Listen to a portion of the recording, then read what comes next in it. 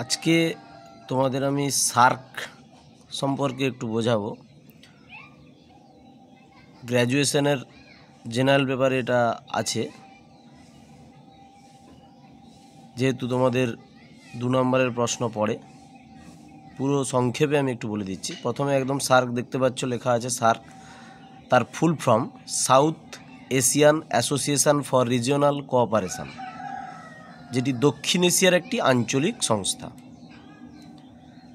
একদম সাইডে চলে যাই, উদ্যোক্তা কে উদ্যোগ নিয়েছিলেন এই সংস্থার গঠনের ক্ষেত্রে লেখা আছে, দেখবে বাংলাদেশের প্রাক্তন রাষ্ট্রপতি জিয়াউর রহমান। সনদটা, এর যে সনদ, সেই সনদটা স্বাক্ষর হয় কত খ্রিস্টাব্দে না 1985 সালের 8ই ডিসেম্বর বাংলাদেশের রাজধানী ঢাকাতে স্বাক্ষরিত হয়। সনদ স্বাক্ষরের করার পরে এই স্বাক্ষরের মধ্যে ছিল কি না একটি মুখবন্ধ ও 10টি ধারা। একটি মুখবন্ধ ও 10টি ধারা। এরপরে যেটা জানবো সেটা হচ্ছে যে এর সদস্য ও রাষ্ট্রপ্রধানরা কারা ছিল, মানে এর সদস্য কারা এবং রাষ্ট্রপ্রধানরা তার সঙ্গে কারা জড়িত ছিল। প্রথমে সদস্য ছিল 7। ভারতের ভারতের যে প্রধানমন্ত্রী তিনি হচ্ছেন রাজীব গান্ধী। পাকিস্তানের রাষ্ট্রপতি তার নাম হচ্ছে জিয়াউল হক। বাংলাদেশের রাষ্ট্রপতি HM এরশাদ। শ্রীলঙ্কার রাষ্ট্রপতি জয়বর্ধনে।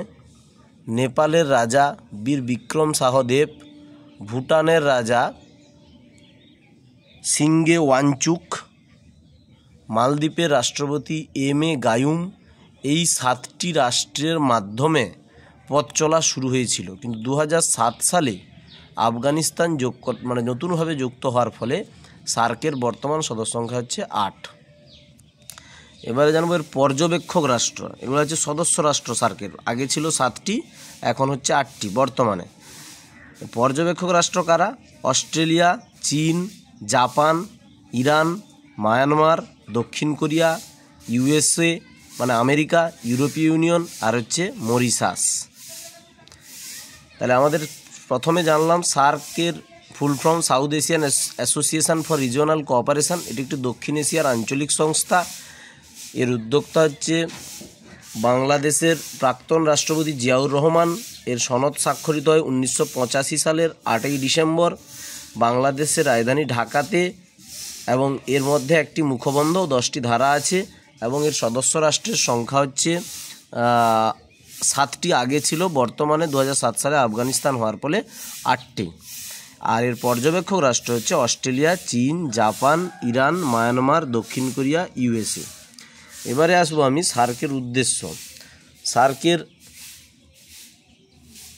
8টি উদ্দেশ্য আছে, সনদের 1 নং ধারায় বর্ণিত আছে, তোমরা একটু দেখে নিতে পারো। 8টি উদ্দেশ্য মূলত দক্ষিণ এশিয়ার মানুষেরই কল্যাণ সাধন এবং জীবনযাত্রার মান উন্নয়ন, এবং দক্ষিণ এশিয়ার দেশগুলির মধ্যে যৌথ আত্মনির্ভরতার মনোভাব গড়ে তোলা, এবং পারস্পরিক আস্থা ও সমঝোতার পরিবেশ তৈরি করা, সামাজিক, অর্থনৈতিক, সাংস্কৃতিক ও বিজ্ঞান চর্চার ক্ষেত্রে পারস্পরিক সহযোগিতা বাড়ানো, অন্যান্য উন্নয়নশীল দেশের সঙ্গে সহযোগিতা বৃদ্ধি, আন্তর্জাতিক ক্ষেত্রে সার্কভুক্ত দেশগুলির সাধারণ স্বার্থের সমন্বয়, এবং 8 নম্বর বলছে সমধর্মী সংগঠনগুলির সঙ্গে সংযোগ বাড়ানো।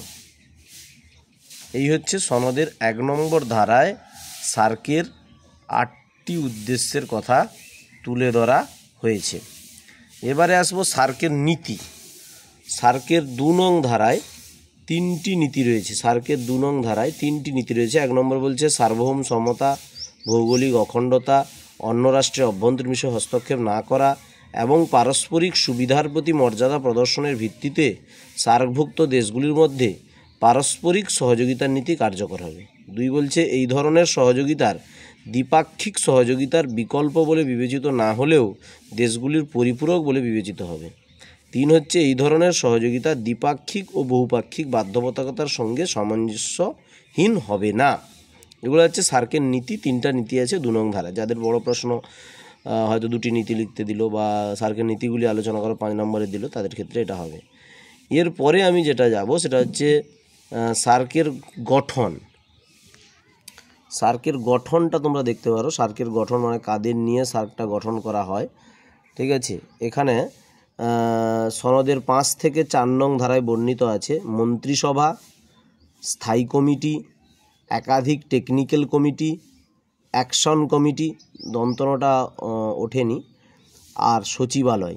এদেরকে নিয়েই কিন্তু সার্কের সংগঠনটা গড়ে ওঠে। মন্ত্রিসভা কাদের নিয়ে গড়ে ওঠে না, এই যে লেখা আছে, এই কমিটির প্রধান কাজ হলো মন্ত্রিসভাটা হচ্ছে, মন্ত্রিসভাটা হচ্ছে প্রত্যেক রাষ্ট্রের পররাষ্ট্রমন্ত্রীদের নিয়ে এই সংস্থাটা গঠিত হয়, পররাষ্ট্রমন্ত্রী। আর স্থায়ী কমিটির কাজ হচ্ছে সমন্বয় সাধন করা ও তদারকি করা, স্থায়ী কমিটির কাজ। আর সচিবালয়ের কাজ হচ্ছে সার্কের যিনি সচিবালয়ের প্রধান তিনি হচ্ছেন মহাসচিব এবং তিনি সমস্ত কাজ করে থাকেন। প্রত্যেকটা কাজ সুন্দর করে লেখা আছে।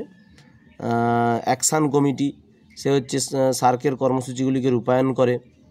হ্যাঁ, তারপরে হচ্ছে অ্যাকশন কমিটি হচ্ছে স্থায়ী কমিটি প্রয়োজন মনে করলে সংবিধানের 7 নং ধারায় অ্যাকশন কমিটি গঠন করতে পারে। আর একাধিক টেকনিক্যাল কমিটি হচ্ছে সার্কের কর্মসূচিগুলিকে রূপায়ণ করে, ঠিক আছে। এগুলো হচ্ছে সার্কের একটা সংগঠন। সার্কটা কাদের কীভাবে সার্ক অর্থাৎ যে 8টি সদস্য রাষ্ট্র তারা কিভাবে কাজ করে, প্রত্যেকটি দেশের সম্পর্ক বা কারা কাজ করে, সেই সংগঠন কাদের নিয়ে গঠিত, সেটা হচ্ছে মন্ত্রিসভা, স্থায়ী কমিটি, একাধিক টেকনিক্যাল কমিটি, অ্যাকশন কমিটি আর সচিবালয়। এদেরকে নিয়েই গঠিত হয়। এবারে আসবো আমি সার্কের শীর্ষ সম্মেলন।